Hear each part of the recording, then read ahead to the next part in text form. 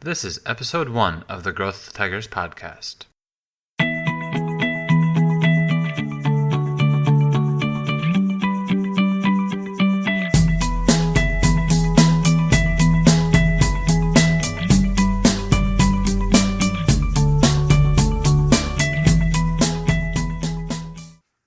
Hello everyone and welcome to the Growth Tigers podcast. I'm your host Brian Cotter and it's my job to bring inspiring entrepreneurs of Vietnam and their stories to you. Today's guest was born in Saigon, moved to the heart of Silicon Valley, participated in 2 IPOs in the US, and then returned to Ho Chi Minh City for the last 7 years to build a global business doing web services. He's an expert in web development and SEO. He's been a mentor to many young entrepreneurs, and he knows the most about street food of Ho Chi Minh City of anyone I know. So welcome to Duc Les. Hi, Brian. Hi, everyone. Welcome. Thank you for having me today, Brian. Okay. Yeah, Duc. That's a pretty quick introduction. Could you please fill in the gaps and tell us your story of how you got to be where you are today and some stories about different successes or failures, and just let us know what it's been like being Duc. Wow. It's a long story, right? Coming to Vietnam is one of the dreams that I always wanted to do. And then, how to get here is another story. So I guess some of the story I'm sharing with you and with the listeners would be a good, references for people, for young entrepreneurs, what they want to do. For me, I was born in Saigon, and then my family moved to U.S. When I was 18. So I grew up in Silicon Valley, and then studied and graduated and then worked there for many, many years. Just like you mentioned, I do have 2 IPOs, one in 2000 and then the second one 2006 in high-tech industry as well. So anyway, the story for me to come back to Vietnam started out at around 2007, 2008, and I was thinking about doing my own business. Even though I had 20 years working for the corporate, but I never owned my own company before, so I decided to do it, something like that. So I decided to move to Shanghai because at the time I live and work in China, in Shanghai for 2.5 years, and I had a lot of connections there. So while I was in Shanghai and tried to establish business with some of the local friends, and then at the time, I think 2007, when Vietnam business is doing pretty well. So I had a friend, he said that, hey, why don't you come to Vietnam and I will introduce you to people and show you, how the business are flourishing here in Vietnam. And since you are Vietnamese, you can speak the local language, which that would be a good start. So I decided to, take a detour from Shanghai. I went to Vietnam, and as promised, my friend introduced me to a couple of CEOs and entrepreneurs that came to Vietnam at the time and did pretty well, and the whole thing is give me the say, hey, this is great. Why don't you come back and do something and help Vietnam to build or for some sort of a tech. At the time, the tech industry is just started. And because I'm a tech kind of guy. So the whole thing is really enchanting me. Say, hey, do something about it. So I literally moved to Vietnam after that, I think end of 2008, early 2009, to establish a business. And I got stuck here ever since. That's the whole story. Let's go back to those IPOs for a second because you glossed over them. You say you participated in them. What was your role in the IPO? What did you experience by going through that process? The first IPO, I was in manager position in both IPOs. IT manager, infrastructure manager. For the first IPO, it was TIBCO Software in Palo Alto, and at the time, TIBCO was still part of Reuters. The company news Reuters, that's pretty big at the time. So the TIBCO was part of that. And then Reuters decided to spin off TIBCO into a independent company. So I was hired as a first IT manager to build the IT team for TIBCO Software. And then we went IPO in I think it's 2000, if I remember correctly. So I was a first IT manager to build IT department for TIPCO Software, and we went pretty big after that. And the second one was 2006 when I joined. About 5 years later, I left TIPCO. After TIPCO went IPO, I joined another semiconductor company in Santa Clara called Analogic Technologies, AATI. Again, is the startup. I joined the company when we were only having about 40 or less than 40 employees, and with two companies, two offices, one in Santa Clara and one in Hong Kong. And we started building offices in Taiwan, in China, in Korea, in Japan, in Macau, and those places in Europe as well. So yeah, the second time we went public in 2006 as an IT manager too. I was also an IT manager that built the IT infrastructure and helped the company win IPO. So I learned a lot during the IPO processes. Is how to start company, how to working with with investors, how to do a roadmap, how to start the products processes, and a lot of things, IPO processes. So that, yes, those are the time, those experiences that I learned from that. Is that what you meant? Yeah, definitely. That's what I meant. I'm also interested in how those experiences kind of affected how your first product looked with Vivu. So can you explain how that process kind of shaped the way you set up your own company? That is kind of interesting point that you're trying to make there, Brian. So having said that, I had a lot of experience with Silicon Valley tech industry, but coming to Vietnam, building the company is a whole different ball game. It's not, one thing I learned is how to put the roadmap, how to build the company, how to hiring people, put them to different position, and start getting the whole thing going. But one thing that I learned in a interesting way work in Vietnam is a lot of things you can learn from the West, from Silicon Valley. However, a lot of them are not applicable to Vietnamese market due to the different cultures, due to infrastructure, different infrastructure, and due to the way that people doing business in Vietnam. And not only that, with the mentality of the local talents and local workers too. So a lot of that you can learn, you can take the principle, the concept, but then you have to massage it. You have to adapt it to the local market in order for you to be successful in Vietnam. So that's what I learned. I learned is even though no matter how many years of experiences you have under your belt, when you come to Vietnam, you have to step back and kind of mix the two cultures together in order for you to survive and succeed here.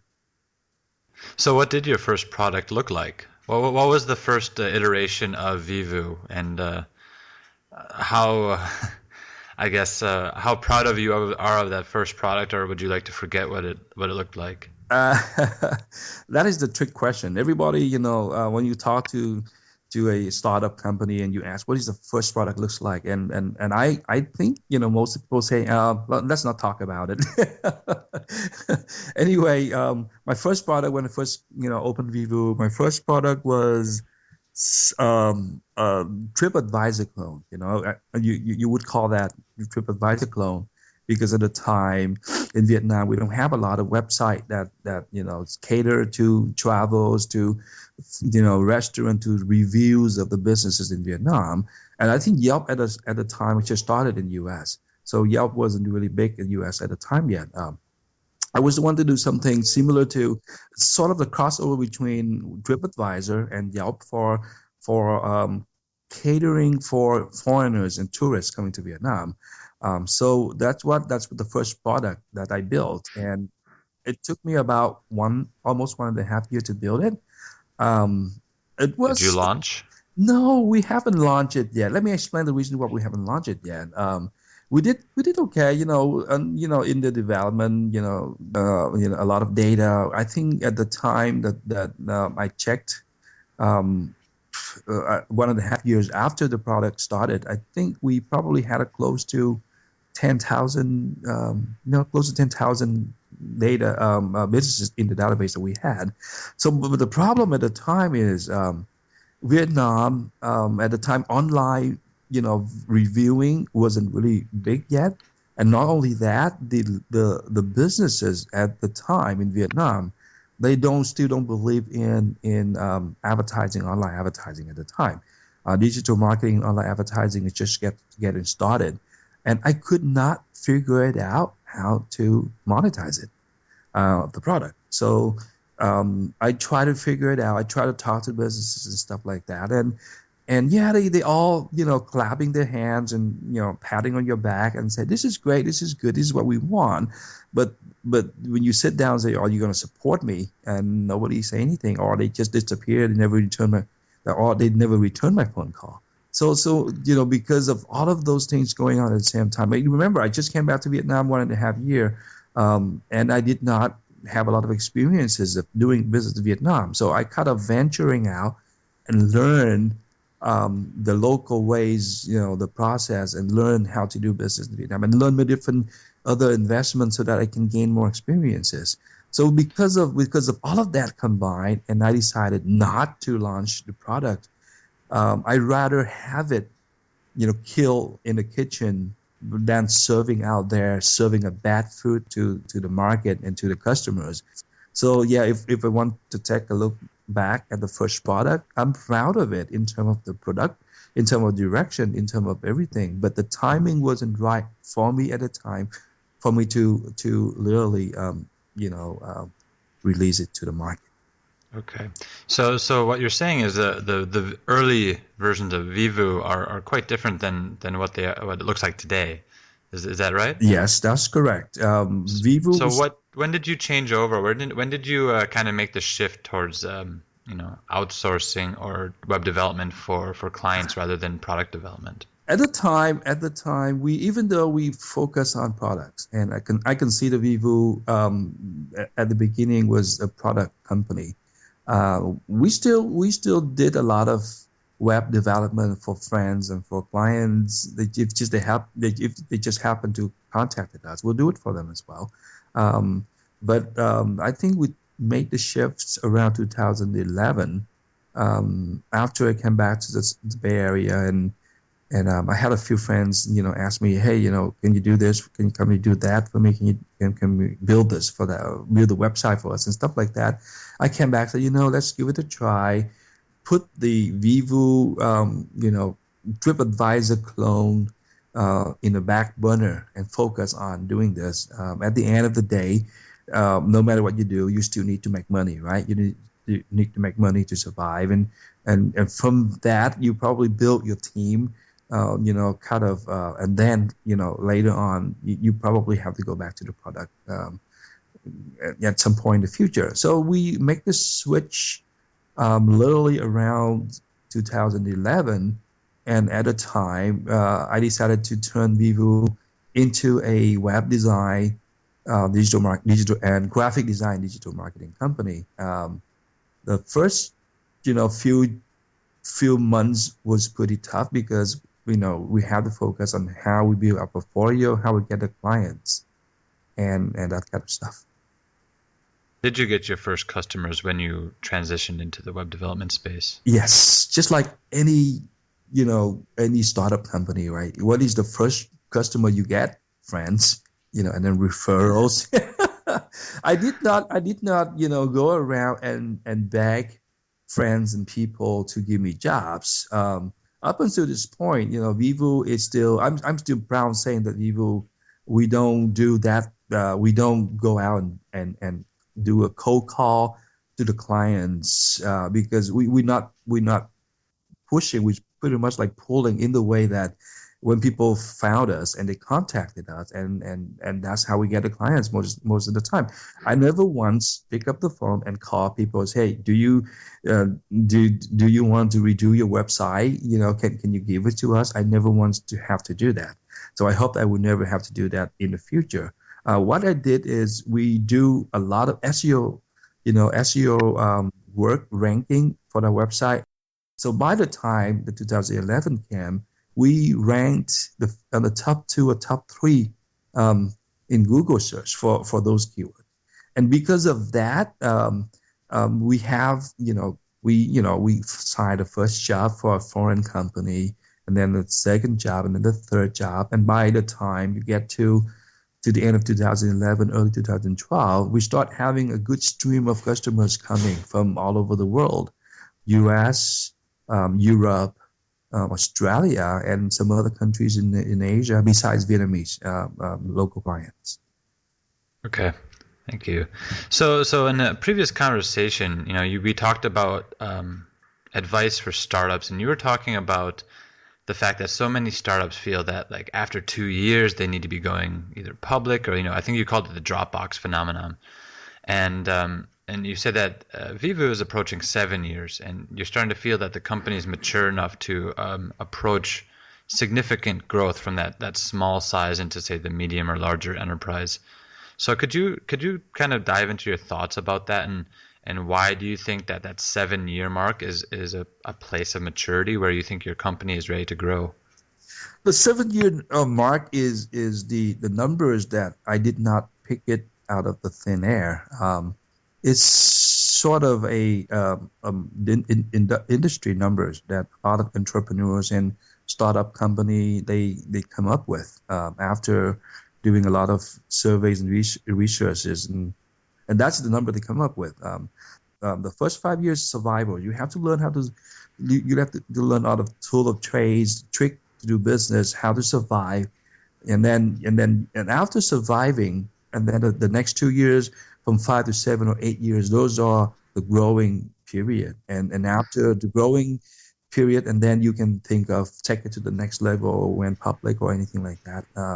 Remember, not you have a less like 1 or 2% that company, the startup that go public or even succeed. You remember those numbers? We Yeah, always it's talk about that. a very small number, and they like to say that every overnight success is 10 years in the making. So briefly, for that 7 year journey that you've had with Vivu, what were some of your biggest challenges? How close did you come to quitting or moving back to the States, or just let us into some of the low points there that you thought were your biggest challenges. The biggest challenges in Vivo, as well as I think it's also a challenges for other startups, in the world. Doesn't have to be in Vietnam. In general, is the people, human resources, right? You have products, you have plan, just like any good CEO. They always they have that in mind. They have plan, they have roadmap, they have projection and future expansion. They all have numbers, they all have plan. But at the end of the day, who's going to do that for them? You can't.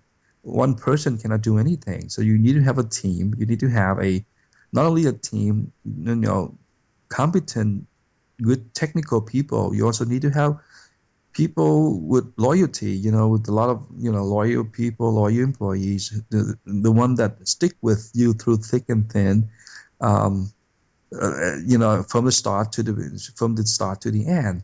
Just like look at Steve Jobs. If he doesn't have a good loyal engineer and a partner like Steve Wozniak, do you think that Facebook gonna be successful? Like that? I'm sorry. Apple, you mean? Apple's be successful like it is today? No. At the beginning, you need to have a person. You need to have a Steve Wozniak. If you want to be in the tech, you need to have a few core competent engineers that willing to sacrifice to be with you.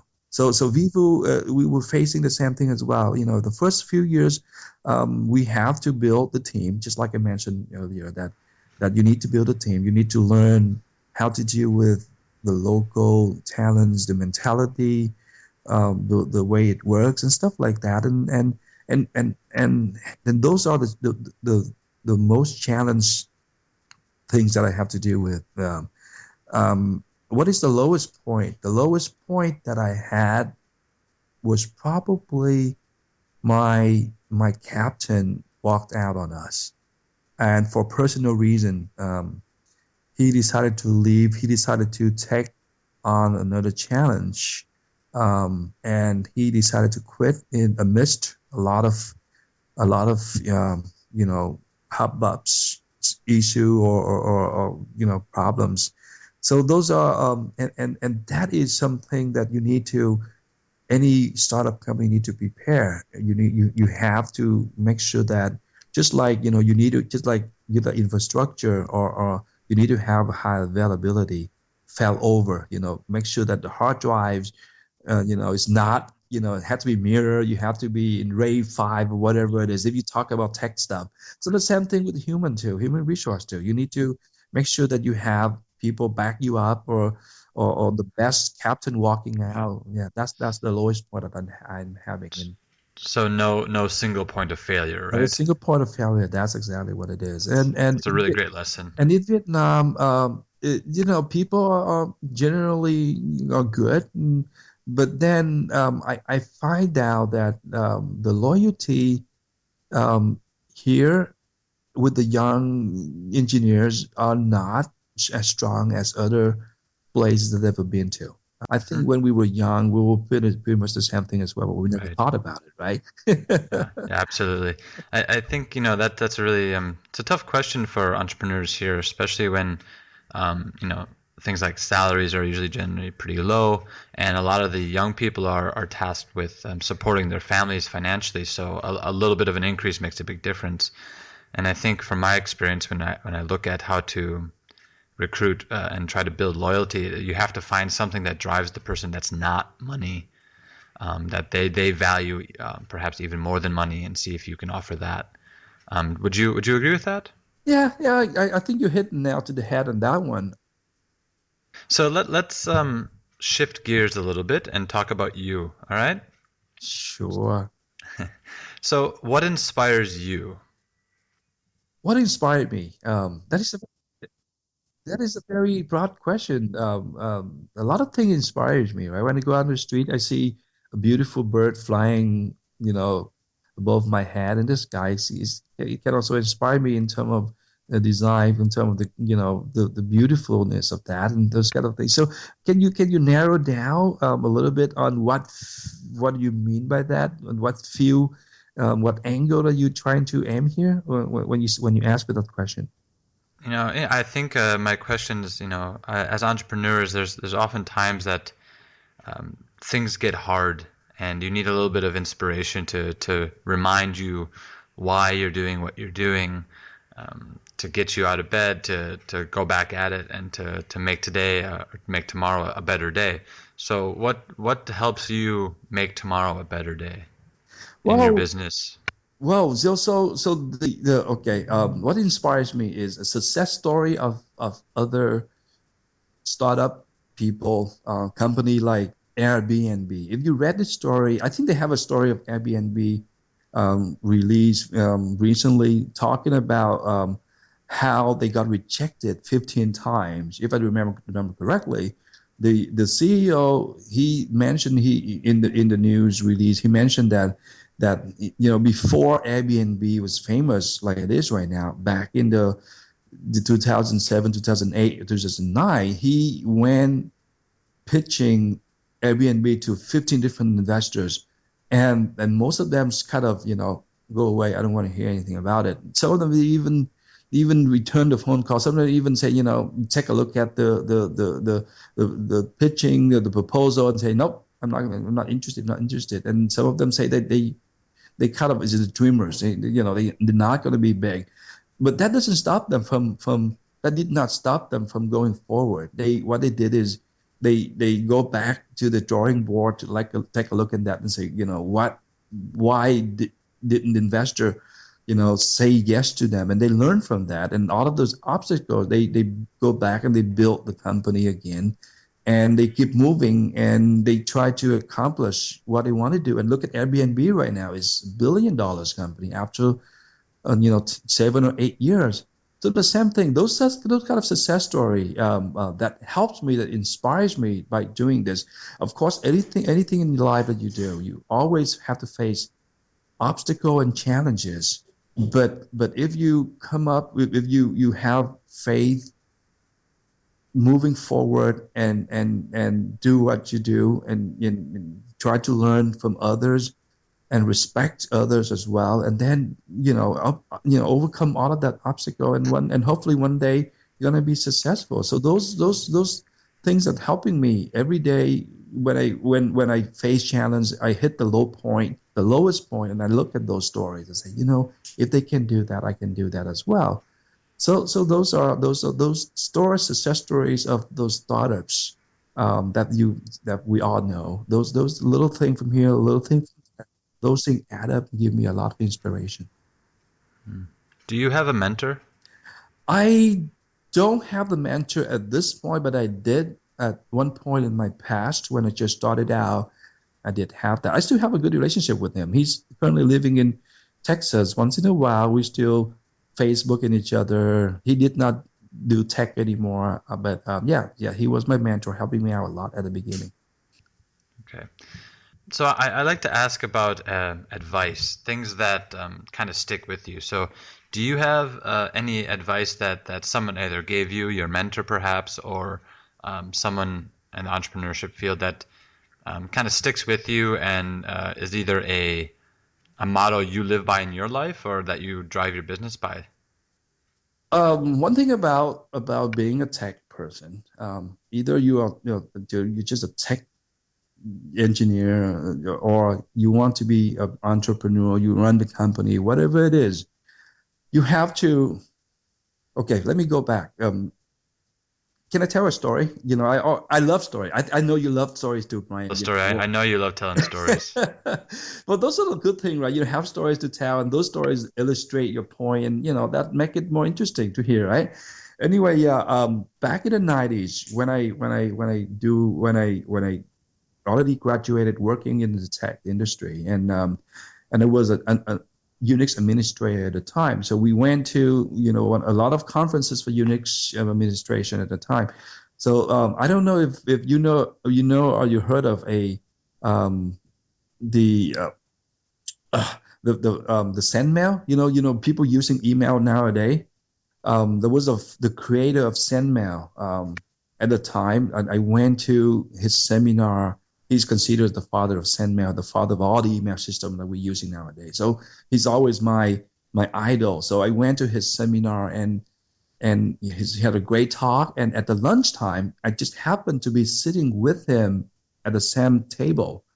So and I was talking to him and I asked him that he also he very great guy, work hard and spend a lot of time building a system for all of us using. And then I asked him, if you give me one advice, to stay in tech and thrive and be successful in tech industry, what would that be? And he said that in order for you to be successful in tech, especially in the way that technology is moving very fast right now, you have to turn your hobby into your job and then look at your job as your hobby.